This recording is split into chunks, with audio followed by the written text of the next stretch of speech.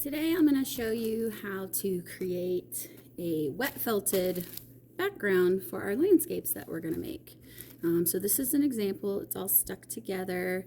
This one probably could have been felted a little bit better, but you kind of see how everything is going. You can tell the fibers are now interwoven together.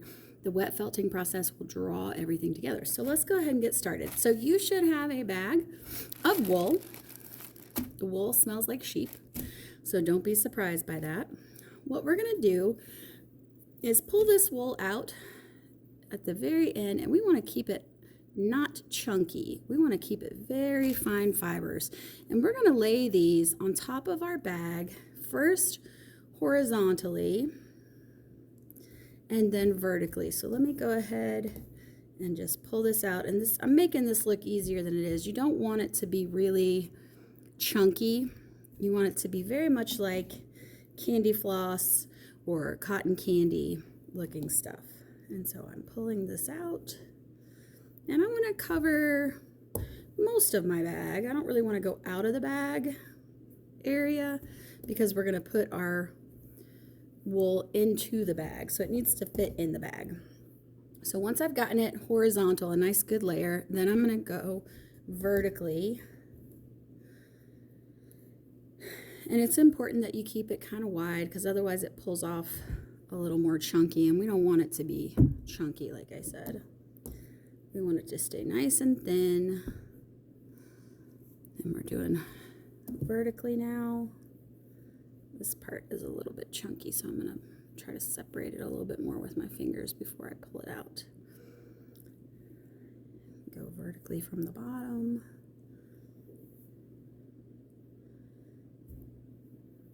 If you need more wool, just let me know and we'll get you more wool. So I want to make sure I have at least an up and a down. Right here it's a little bit chunky, so I'm spread it out a little bit more. And I'm going to do one last really thin layer of horizontal because I can. Thin, thin, thin, thin. Okay. And I want to make sure that I can't really see through my wool. You want it to be opaque. That's what that means. You can't see through it. So I have this nice layering of my wool. And now I'm going to start adding some things on there that will make me actually think of a landscape. So I've got some green here. And this is a little bit trickier. These are called wool tops. And they are colored artificially. But see how it's kind of chunky there? I want to make sure I make that as thin as possible. And let's put in some green landscape in the background. I'm going to make it as thin as I possibly can.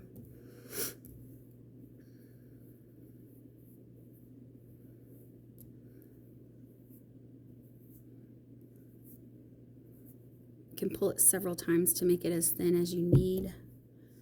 And we don't want to use a tremendous amount of wool for this. It doesn't take a lot. And sometimes it's hard to get it not to come off in chunks, so you have to really work with it. Spread it out.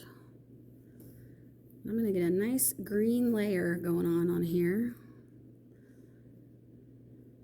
And I really should have gone vertically because my last layer was horizontal. All the little fibers in the wool, once we agitate them and rub them together, will start to adhere and stick together.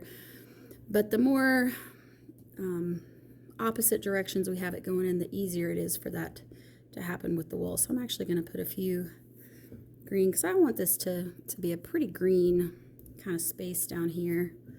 So I'm going to add some going vertically as well.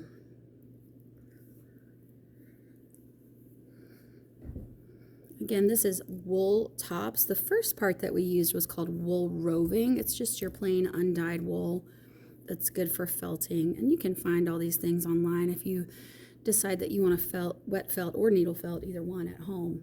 Let's put in a river. I've got some pretty blue here that I wanted to use. But again, I want to keep it nice and wispy.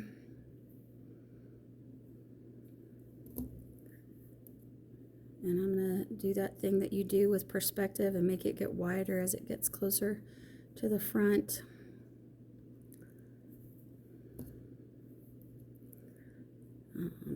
Let's put in some blue sky or gray sky or both. This is like a periwinkle kind of color. And they will be knotted up when they first come out of the bag.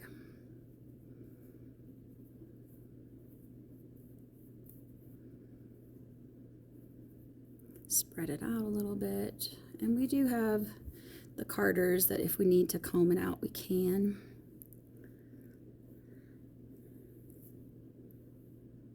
Some nice blue in there.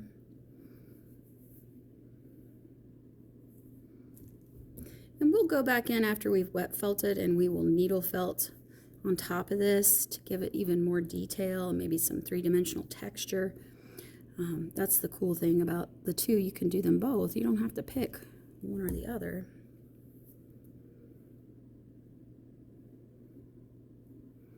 Okay, I think I got a pretty good layer of blue in there. I might put a few thin streaks of the darker blue in there just to add some contrast to my sky. I think I'll also add some gray in there just to give it some variation in the sky. That's pretty good. And so I want to add a tree, and I'm just going to make a little kind of wispy kind of tree down here. And I have a different shade of green that I can use if I want to make the top of the tree. This is going to be very abstract, just kind of shapes. I can go back in with my needle felting and define the shapes a little bit better if I want to. But I tend to like abstract anyway. I like my tree to look a little Loraxy, I guess is the right word. Okay, so I'm pretty happy with what I have going on here so far. So what I'm going to do is I'm going to press it down, kind of make sure all my sides are tucked under and out of the way. Everything's kind of stuck together. Then what I'm going to do is I'm going to fold this, and I'm going to take it and I'm going to slide it into my bag as carefully as I can while it's folded. And once I get it inside, I'm going to kind of open it up and spread it back out and try to make sure that everything is kind of where I put it to start with. I'm going to put all the wool down underneath in there. Then I'm going to take a towel and put it underneath first because this gets a little bit messy. I have in this container soapy water. It's just water with some dish detergent in it, regular old dish detergent. And I want to saturate this, but not make it overly saturated. So saturated means it's totally coated in water. We don't want it to be super saturated, meaning that it's dripping. So I'm going to kind of work with this and try to get all my wool wet with what I just put in there. And you'll be able to tell, you can kind of feel everything is wet or not. There's a little bit more over here that needs some more moisture. But even just that tiny little amount did what I needed it to do. And so what I'm going to do next is, as I'm saturating my wool, I'm going to squeeze out any excess water that I have, which is why the towel is so important. And I'm going to close my Ziploc bag. Hopefully it'll close and seal up good. These are older bags that I have reused a lot, so it may or may not seal very well. If yours doesn't seal very well, we'll swap it out for a different bag. So I'm gonna use my extra towel to kind of dry off here. And now what we're gonna do is we're gonna agitate our wool. Just like your washing machine agitates clothes like this, we're gonna agitate our wool. And my bag did not stay zipped closed, so make sure I don't have any wool stuck in the zipper. And try it one more time. This bag does not want to stay sealed. Okay, I think I got it that time. So we're gonna agitate it. And I got as much of the air and extra water out as I could. I'm gonna rotate it and agitate it this direction. I'm not got in the middle very much, so I'm gonna agitate it some. It's like a nice little massage for our wool. And you're gonna start to see not only does it get foamy, it also starts to shrink up. So don't neglect any of your edges. Rub everything together.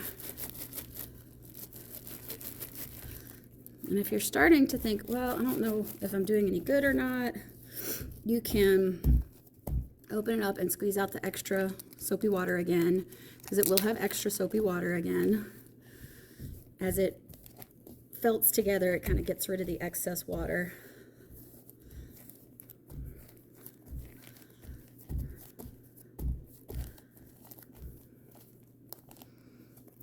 Push out all my soapy bubbles. And it does stink like wool, like wet wool. So if you don't like that smell, I apologize. It's just, it is what it is. Okay. Try this off again. This is the least messy way that I know how to do this. So I'm going to agitate up here where I can tell it's not quite as felted as everywhere else. When it starts to slide around, I'm going to shake it down. In fact, I'm going to reach in here since it's open anyway. Kind of stretch it out a little bit. Put it back in place the way I want it. Ooh, this is messy. But it could be way messier. Could be doing a really large piece of work, and that would be extra messy.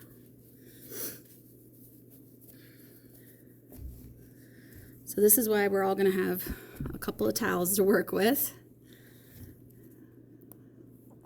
because we want to make sure that we can get out all the extra moisture. Now, you'll see that some of my wool fibers are getting caught up there in that zipper tooth.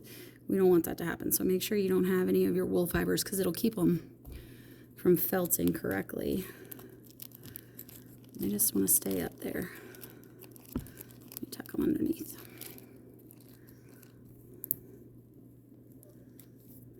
Again, if your bag is really, really bad to not want to stay sealed, we can always get you a new one. Although it doesn't matter if it stays sealed or not. That's mostly just to contain the mess.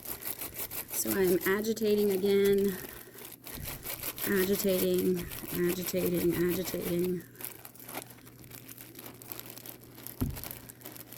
Back out. I don't think I've agitated this bottom part enough because it's sticking out farther. And it will come out as like an irregular shaped piece, and that is absolutely okay. I'm going to turn it in here. Maybe I can agitate it more evenly if I turn it.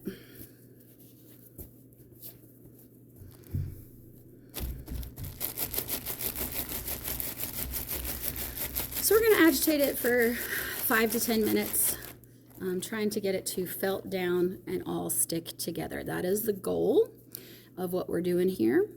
I'm going to agitate mine a little bit more on this bottom part, because I don't feel like it's pulled together quite as much as the top part has.